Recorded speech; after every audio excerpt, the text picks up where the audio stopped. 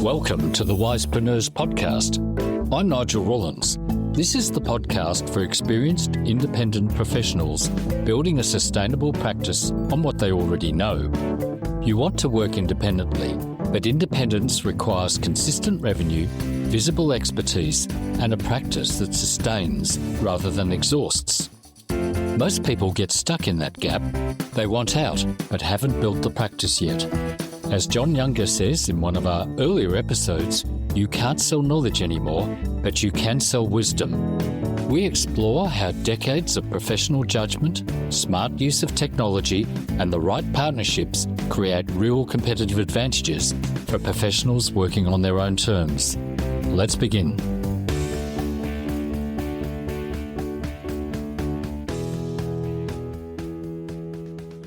If your career's been built inside an organisation, the moment you leave, it all goes quiet.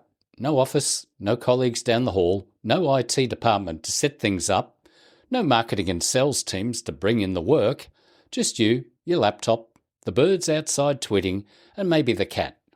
My guest today is Margareta Křížová. She co-founded an advisory firm in Prague in 1993 and ran mergers and acquisitions for almost 30 years. At 53, she sold her share and went freelance.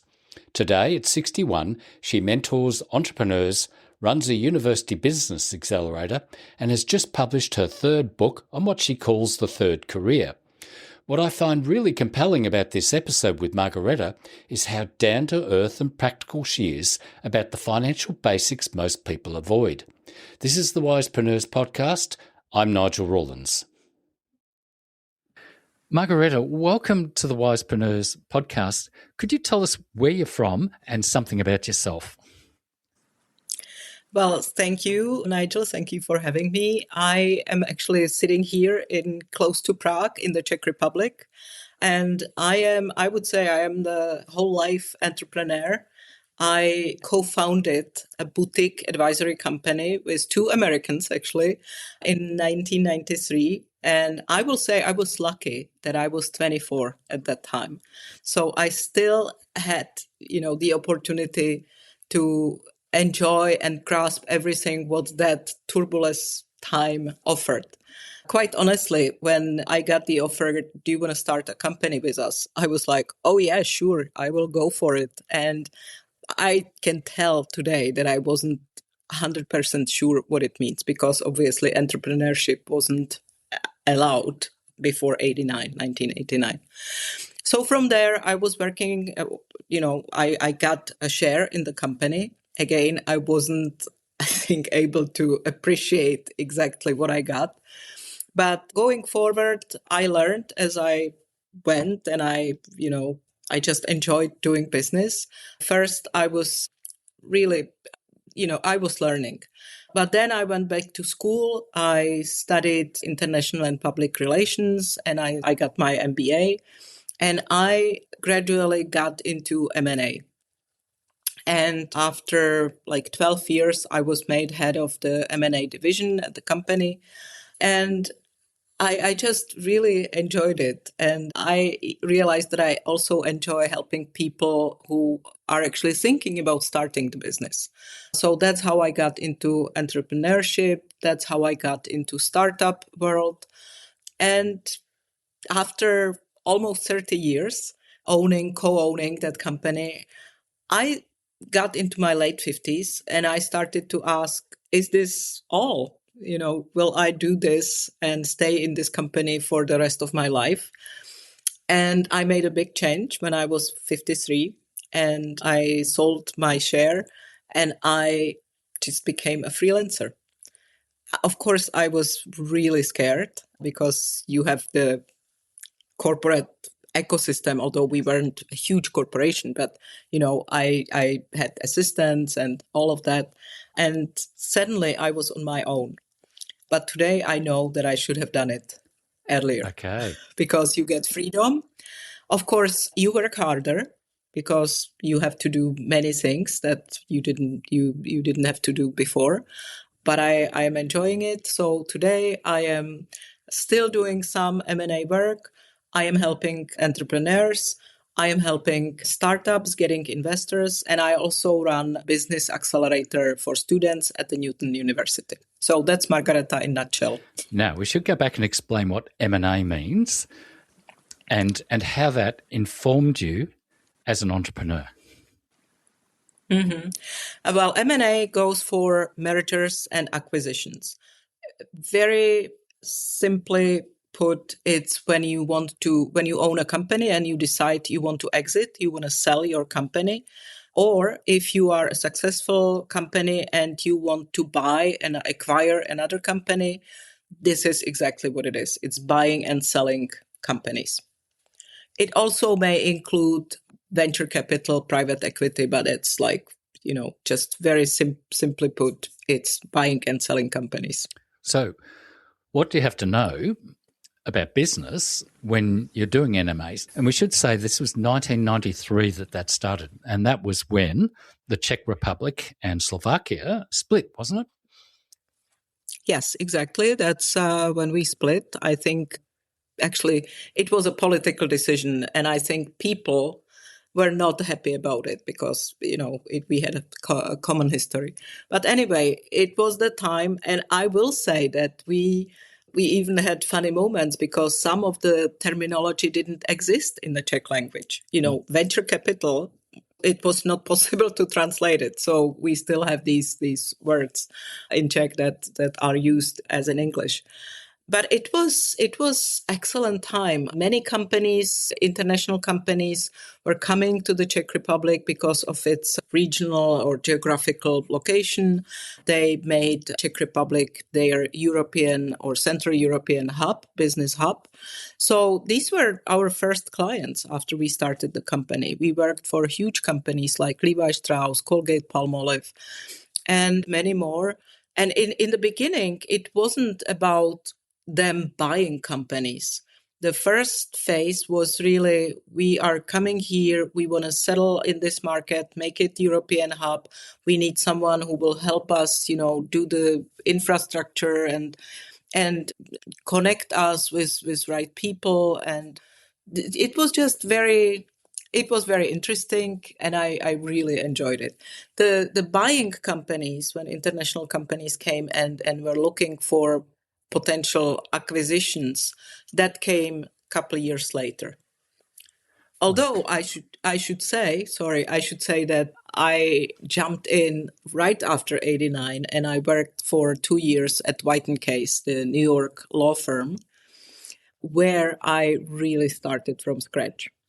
So today when I'm telling that to some people, they're like, you really started like that?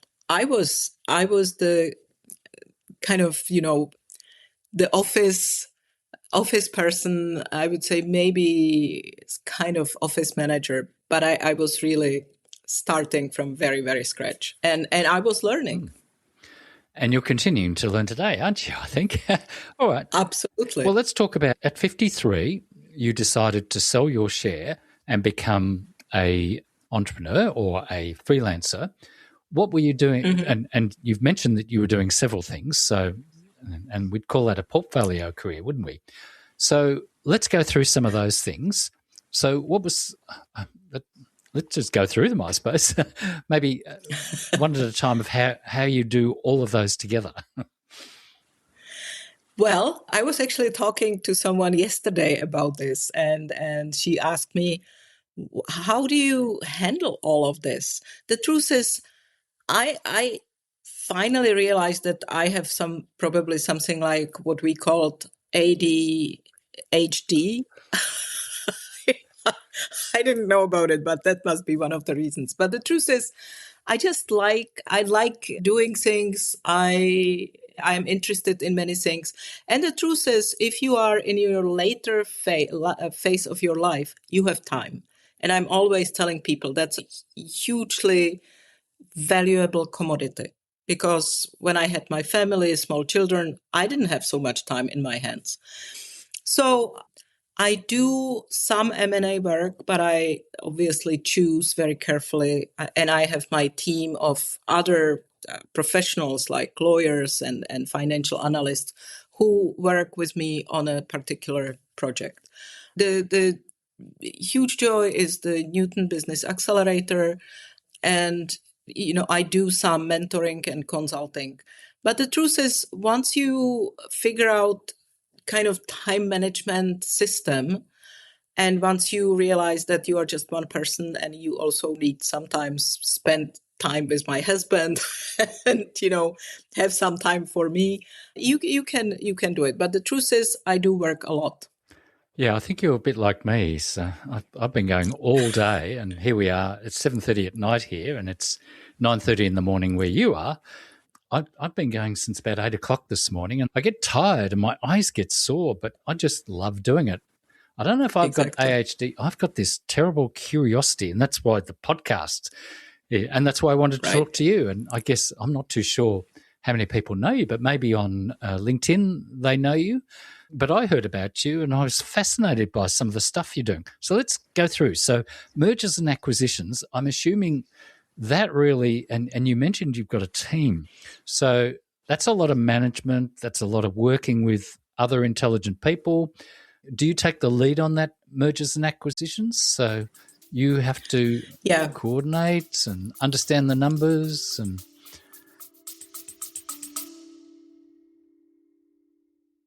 Just a quick pause.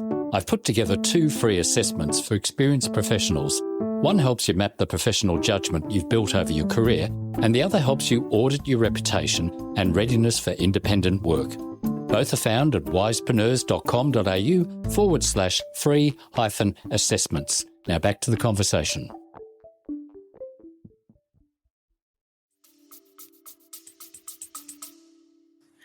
Exactly. But the truth is, I work with these people for many years now. I am 61. So this team is, was put together something like 7-8 years ago. And some of them I worked with even before, during my company time.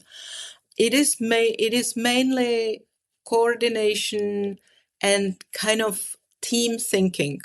Because that's what's exciting for me. Because when we work on a project, on a transaction, that's what's fun, sitting with these people at the table and talking about the transaction structure, issues, risks for the buyer or seller, depending whether we are on the buy side or sell side.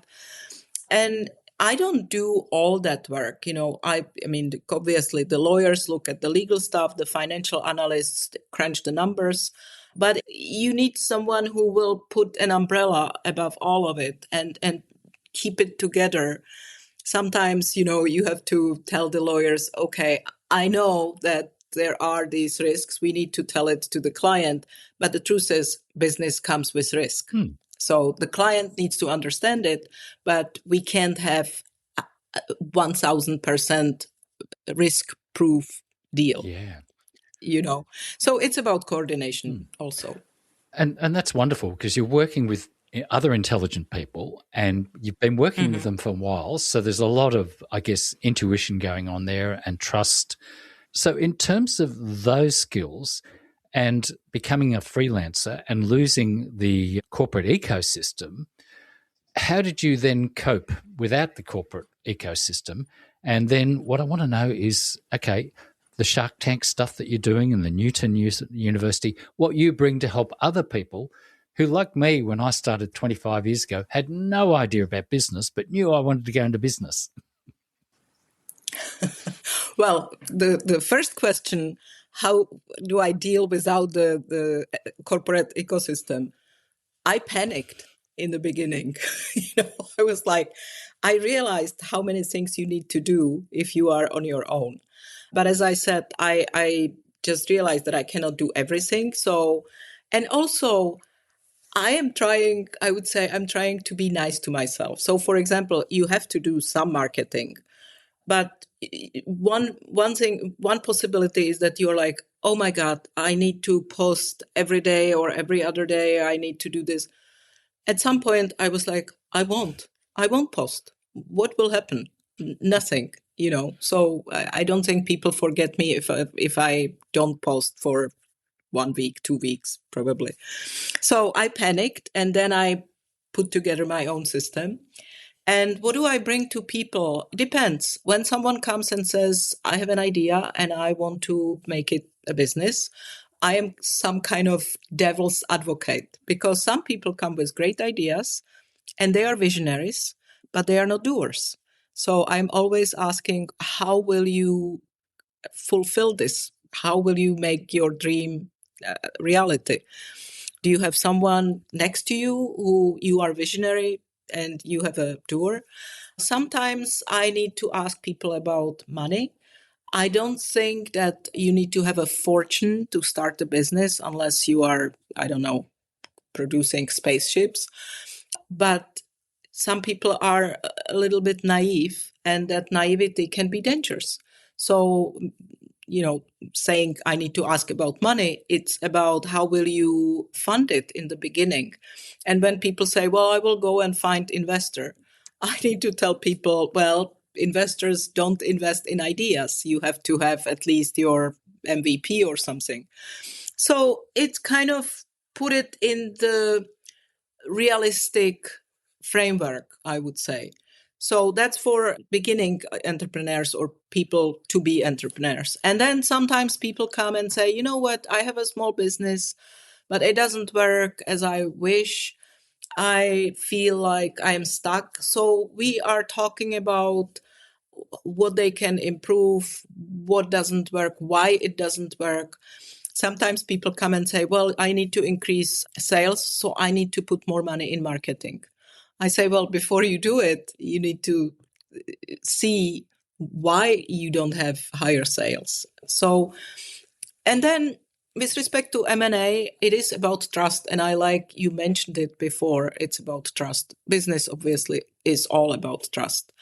And when an owner comes to me and says, you know what, I own this company for 30 years. I am tired. My kids do not want to step in. And I'm thinking about selling, but I have no idea how to do it. I am afraid that, it's too complicated. So that, I would say, that is a longer discussion, because that seller needs to trust me that I am the person who will represent his interest. And I'm telling people, look, I won't tell you what you want to hear. I will tell you it's expensive. It takes time. It's time consuming. You will need to, at some point, you will need to really disclose many things that you may not feel comfortable about. So, and so this is what I bring to the table when I help people. And I think if people are listening, they can hear that you've obviously learnt a lot of things, so you know the questions to ask, and you also know, I'm assuming, how reluctant they may be to share some of that information. Because I think a lot of businesses are probably quite messy, especially a family business, unless they've got advisors and good company. Like my accounts are only done once a year. I just do the books and then I give them to the accountant and he does it. I don't really look at my books. And one of the things we will talk about is business plans. So tell me about the Shark Tank. The Shark Tank is an American concept or an Australian concept, but you did something similar on Czech TV, didn't you? Yeah, I think it was actually, there are two licenses. There is Shark Tank and Dragon's Day. I think one is British, one is American. I think this was the Dragon's Day license, but it's the same. Well, actually, this was before I became a freelancer. This was still during the time of my company. Well, it just came out of blue. It was very popular here in the Czech Republic, and I think someone recommended, they wanted a woman. Obviously, there are not so many women in business, especially not today, but at that time. And the Czech TV called me and they said, would you do it? And of course, I had to come to do the casting. And it was quite strict because I think someone from the production, the mother production company came to vet it. But it was great experience. We had a lot of fun. And obviously, it was huge visibility. And I will say it helped me to bring my voice to public. So again, what I'm trying to draw out here is obviously in business, numbers count. Obviously, the product does and the ideas behind, but the product still has to be able to have customers and bring in some money. So again, going from mergers and acquisitions, we're probably talking about multi-million-dollar companies in many cases, down to a little tiny company that might only turn over $50,000 or $100,000. So how do the numbers work in that situation? Mm-hmm. It is different with respect to level of sophistication, but the principles are the same. If you have a product or service, unless someone is willing to buy it, you don't have a business. That's, you know it. I know it.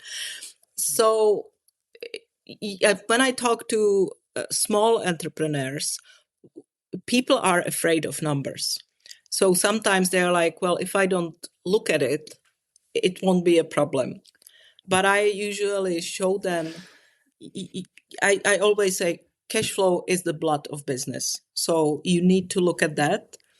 You need to look at whether you are actually making money. So break-even point, whether you are only covering your costs or you are really making some profit. And just make a habit to look at the numbers regularly. Look at your receivables, look at your liabilities, look at whether you are making profit. And also, especially with the freelancers and small companies, I would say small freelancers probably, I call it invisible work. People usually don't count in their own hours, their own work, because they're like, well, that's just me. And, I won't put it in the price of the product. Usually it's more about products. And it's still work. And if you don't do it, you will have to pay someone to do it. So I try to kind of handhold people in the beginning so that they stop worrying about numbers and stop thinking that it's just something super, super complicated. I guess that is the problem. I remember working with my late mentor, and we used to run some business simulations and simple little calculations. Like we'd give them a simulation. There are 6 companies and they're sharing $20 million in revenue. And we'd ask the question, what can you tell us about that?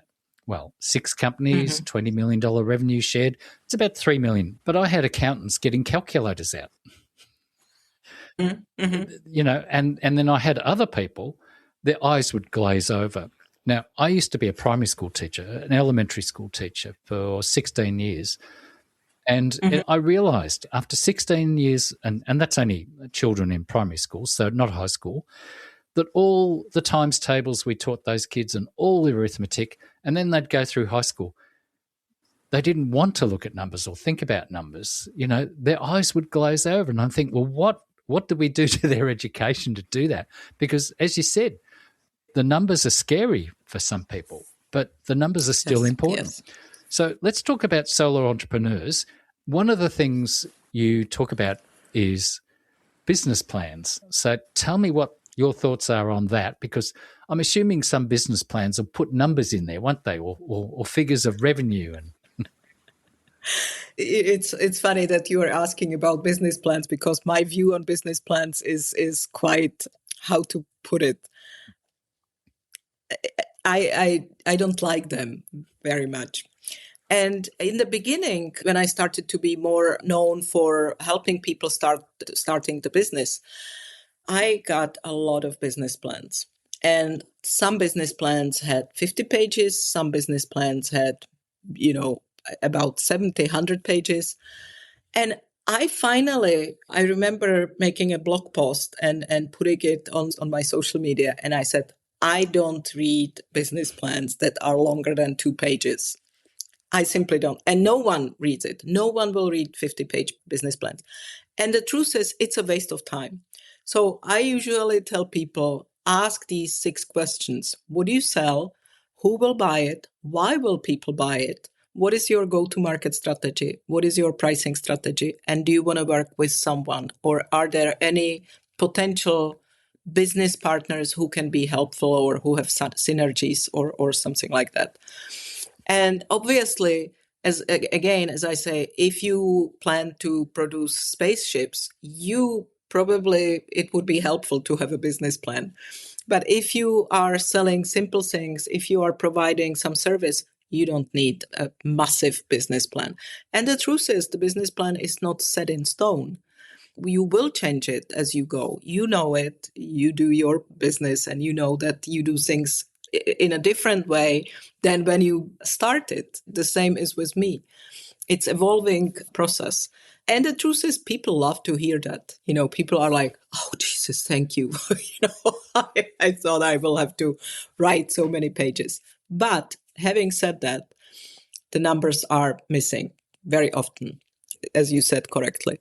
And sometimes when numbers are in there, there is this famous hockey stick, I will start on Tuesday and I will be profitable next Thursday.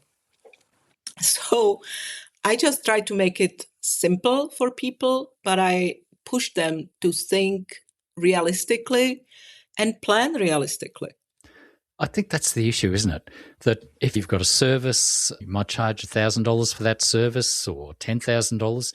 You still got to get somebody to pay it, and then you've got to get enough of it so that you can run your business and give yourself a bit of a salary. I often say to people, well, if you're starting out and you're not getting a lot of revenue, go and get a little part-time job so you have got some money in. And if you're married, you're not going to get in trouble with your partner. That's a very important thing. I'm glad you are saying it. Because sometimes people say, well, we have this family financial reserve and I'm planning to use it for starting the business. I said, yeah, don't forget to mention it at home. Yes, I think that's the hardest lesson. All right. Tell me about NEWTON University. Is that where you help people start a business? Well, NEWTON University is quite major university, private university in the Czech Republic, and it's very much focused on business and entrepreneurship.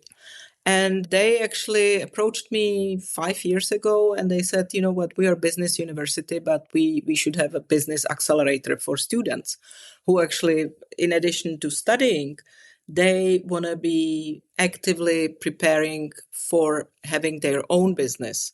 So this is what we do. We are in the 5th year.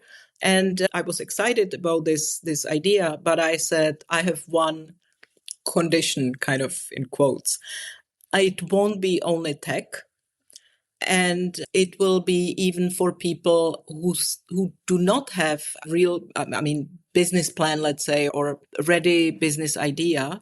But it will be also for students who know they want to do business someday, but they want to learn, they want to meet other people. So that's why we actually did the structure that we have 2 parts. We have incubation and we have acceleration. Incubation, anybody who registers and can participate, can become a member of the accelerator, and they just participate in workshops or lectures or meetups. We have the mastermind group.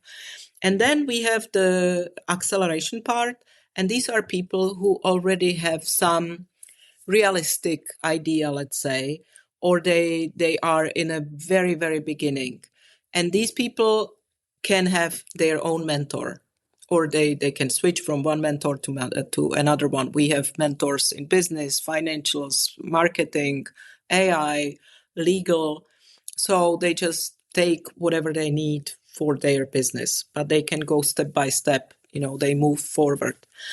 And I just think in some incubators, you have to be at least in your first year of business to be able to become a member. I just didn't want to discourage students, I just want, and it's great. And also the truth is we have a couple of people from outside the university who are older, and that's a very nice mix. So these they have to be students at the university first, or are you saying that they can come in from outside? Well, during the first 3 years, we only had it for the students.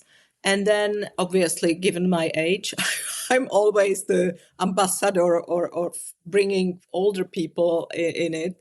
I said, what if we open a couple of seats for people from outside the university? So last year we had 4. This year we have 3 people from outside. And one person actually has the company for several years, but he's starting his kind of side hustle.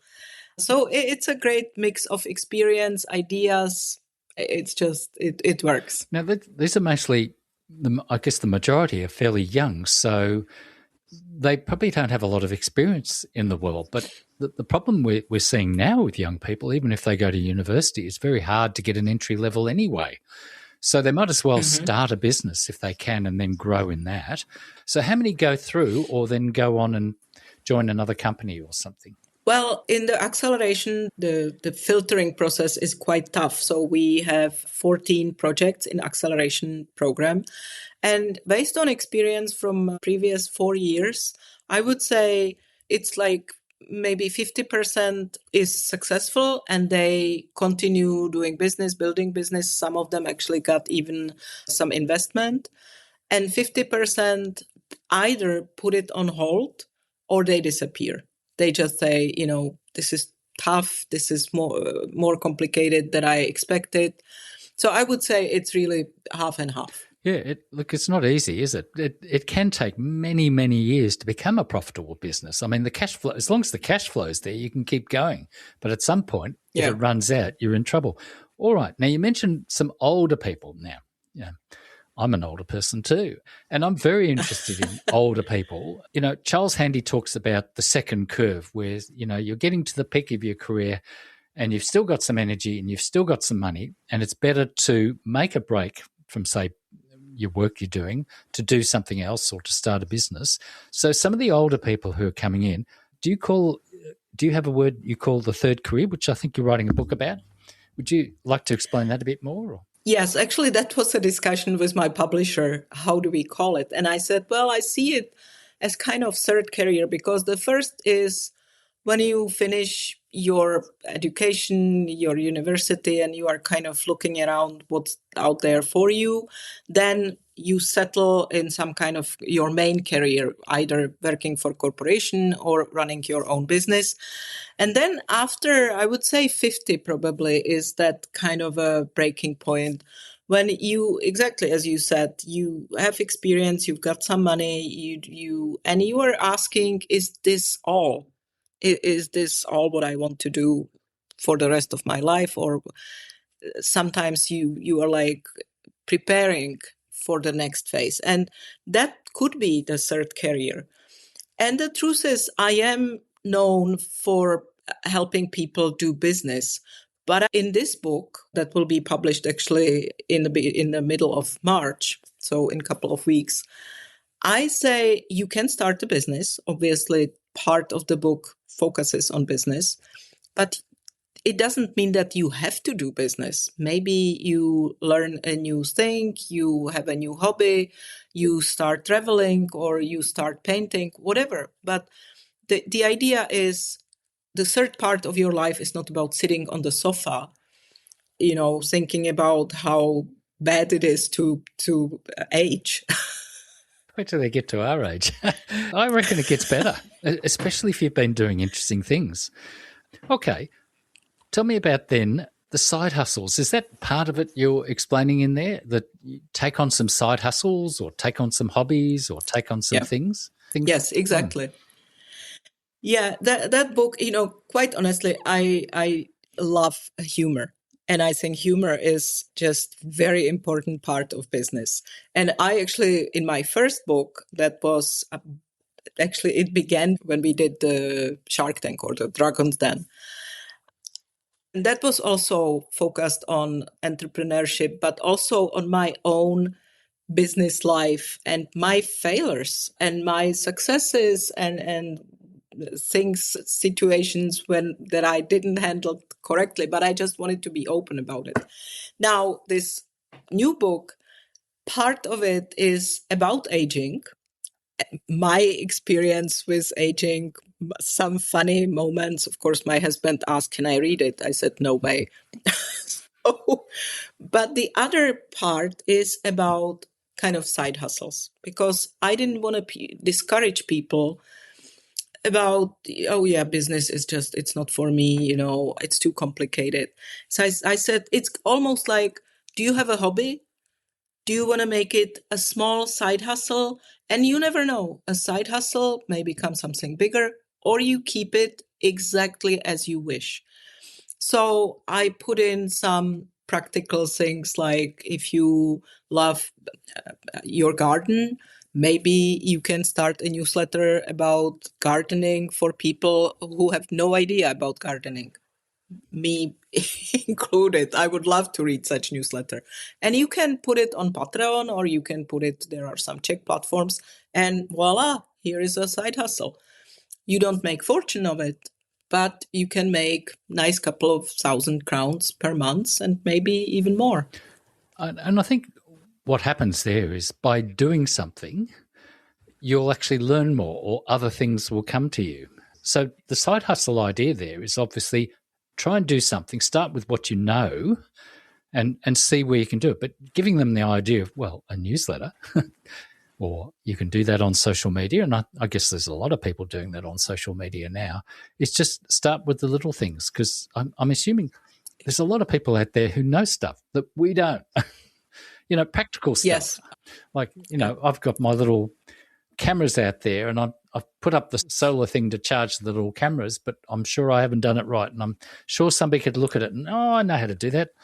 But that could be a little business, setting up the little solar things and, going down every street and saying, do you want this? It's only going to cost you $400, and it's done. I mean, they're everywhere, these little businesses. I agree. And the truth is, sometimes people in their 50s or 60s, they don't realize that they know a lot of things. They just underestimate it. They don't value that this, and it may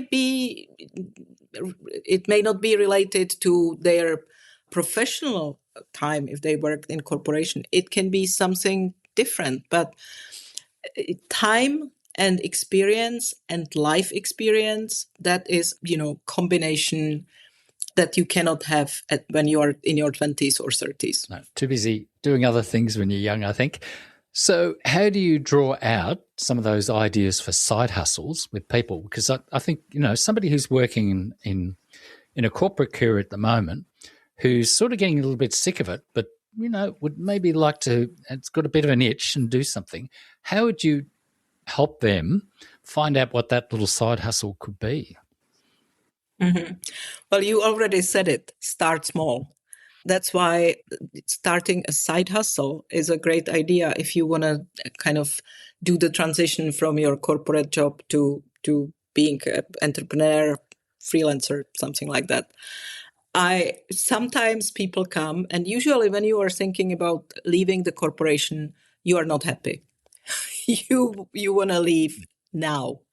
So I say, you know what, I know, I understand, but make a preparation, prepare, try it in a very small, so you can do it as a side hustle next to your corporate job, because you still will have to pay for your life, for your housing, whatever. You don't want to slam the door suddenly. So that's first thing. Start small is one of the first advice that I give to people. And then look at your personal finances. Look at your what really you can afford to have. What is your runway? What will be your burn rate? How quickly will you burn money? What will be your costs? And then start thinking, who will want to buy this from me? Because sometimes people say, I have a great idea for a product or service, and I will build it, and then I will go to market. And I say, start the other way around. Look at the market, ask people. That's also one thing. People do not want to talk to people or ask people, would you buy it?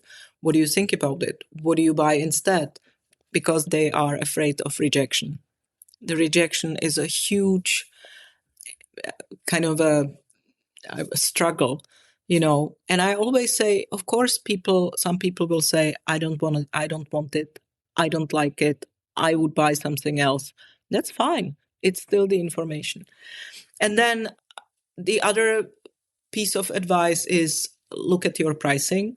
We already talked about it. And don't be afraid to ask for money, That's the big one.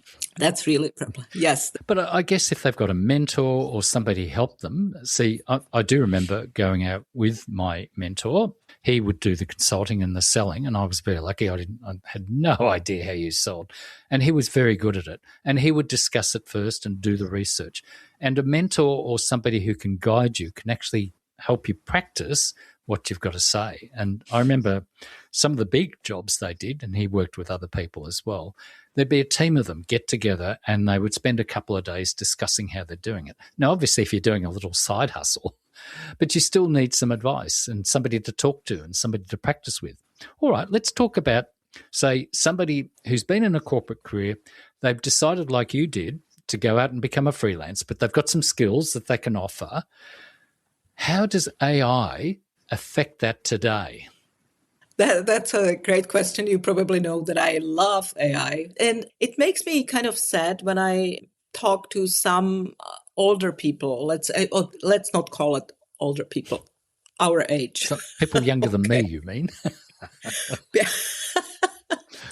And they say, oh, you know what, this AI, it's nothing for me. It's too late for me to learn how to use it, and I'm not sure if I want it or if I like it. You may not like it, that's fine, and you have all, you are entitled to do it. But I think it can be great, although you have to know how to use it and you have to be cautious. I really use AI for brainstorming. And when I actually saw some post on social media, I think on Instagram, when someone who labeled herself as AI mentor said, oh, if you want to do business, just say, hey, AI, I want to do business. This is the idea, and put it together for me. Well, I was like, well, I don't think that it works this way. It is for brainstorming. It is great for telling what I would say. Hey, I have this idea. Ask me questions that I need to think about to make it more realistic, to be able to do it. I think it is great for asking questions, because I am always surprised what creative questions AI can ask you. I am working with mostly with ChatGPT. I like Notebook LM more for creatives, for infographics and so on. And I'm sure there are many, many more platforms like Claude. Some people say Claude is great for writing. But the truth is, I don't want to jump from one to another, So I try to stick with these two. But I mainly use it for brainstorming and for coming up with questions. The other thing is I like to write blog, although I wish I have more time to write it more often. But the truth is, sometimes you're like, okay, I should write a blog article. What should I write about? Now, you can ask ChatGPT, this is my niche, this is what I'm doing. These are some topics that I have been writing about before. Give me 5 ideas that I can write. Well, that's the beginning. That's better than staring at your computer and saying, God, what should I write about? So I love AI. I think it is a great help. It is great for creativity, but I am cautious. I would be scared to death what some people do. They put in the credit cards, the personal information, all of that. I wouldn't never do it. I think one of the things I think about is for older people, younger people than me, and my age and older, is how it can amplify what we know. Because the benefit we have, so one of the things people talk about is that it makes up stuff. But if you've had a lifetime of experience and you've done lots of reading and you're a thoughtful person, you can tell straight away, that that's rubbish, or you put a quote in there, where did that come from? Or a reference it might supply and say, well, there's no such thing, because you're smart enough. I guess a younger person who hasn't had a lot of experience, who maybe hasn't worked a lot, is not always going to be able to identify some of those things. But I think the benefit for older people is we have what we call this crystallized intelligence. We might be a bit slower on working out mental arithmetic and stuff, but we have got a long history of books we've read, of people we've met, of situations we've been in. And I think in that case, AI is a wonderful amplifier. And I know you're with ChatGPT. I've cancelled ChatGPT. I'm all in on Claude now, and co-work and code. The code in Claude goes into my computer and sorts things out. It sets up things on some of the programs I want. It actually redoes things. I say, look, I'd like it to be like this. Can you fix that? It does it for me. Yes. Now, I do use Gemini. Gemini is fantastic. I'm saying, Gemini, I'm working in this particular program. I can't figure out what I'm doing wrong. Can you just go through and help me do it? It gives me step by step by step. And in the past, it wouldn't do that. It couldn't. Yeah. Actually, one almost colleague here, he made fun and he said, you know what, our heating boiler went out on Christmas Day. And obviously his wife wasn't happy about it. And no one would come on Christmas Day to fix it. So he said, I just, as a last resort, I went to, and I'm not sure if it was ChatGPT or Gemini. He said, I am in this terrible situation, Christmas Day, our boiler doesn't work. Can you help me? And he posted a photo of the boiler and he did it step by step. So I was like, this was my Christmas gift. That's the point. So if anybody here is reluctant about AI at the moment, you know, that's where you start. How do I fix this thing? For example, with my little solar things, how do I fix it to a hollow metal? And it said, well, get a rivet gun. And I thought, oh, I never thought of that. But I bought a new TV and I couldn't figure out. The manual that came with the TV was useless. It's a well-known brand name. So I got Gemini, explain how I set this up and get the sound system working, all step by step by step. And set it up perfectly. Absolutely. I actually realized I wanted to mention one other thing that I use with AI. I don't know if you know Keith Cunningham. He is the old Texas businessman. I mean, I can say old, but I think he's in his 80s, must be. He wrote this book. It's called The Road Less Stupid. And I got it as a physical book, but I also bought it on Audible. And when I am thinking in my business, if I want to change something, if I want to start a new branch, meaning, you know, whatever, I actually ask Keith Cunningham in ChatGPT. It is a good idea to upload, you know, some of his articles, maybe some of his YouTube videos. He's very active, so there's a lot out there. And I don't ask him, how would you do this? Keith, can you ask me questions how to think about it? My idea about using AI is really about asking questions, getting questions that I'm not able to think about. So I really like it. I recommend it. It's great. He's really, I would say, no bullshit. It's just straight to the core business. And nowadays, if people are wondering how you do that from a book, you can dictate into your computer the words and add that in, because some of them, I don't know if ChatGPT does it, you can put files in there for a project. So you can have a project that he does. You can do that in Gemini as well. They've got gems. Now, that's fantastic. So is there anything else you want to mention about it? Because we've gone 50 minutes. Well, this was great. I really enjoyed talking to you, and I think we have a lot of topics in common. What I would say at the end, you know, if you feel you want to do something, you want to start something, if you think about your kind of restart after 50, after 60, whatever, just go for it, because life can be really interesting. And I would reiterate that time and life experience and your professional experience is a great combo for doing something interesting. Oh, I would definitely agree with that. Margaret, thank you for being my guest, and I'm going to invite you back again, maybe next year, so we can talk a bit more about stuff. But thank you very much for being my guest. Well, thank you very much for having me. It was a real joy. My apologies. I forgot to ask Margareta about where you could contact her. So please check the show notes and I'll have all the details in there for you. Thank you.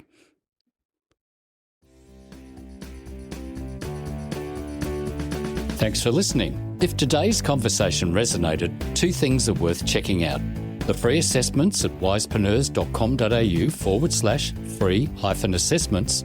They'll help you get clear on what your experience is actually worth and where to focus on next. And sign up for the Wisepreneurs newsletter. Practical ideas for building a practice on your own terms every Tuesday. Sign up at wisepreneurs.com.au/newsletter. I'm Nigel Rawlins. See you next time.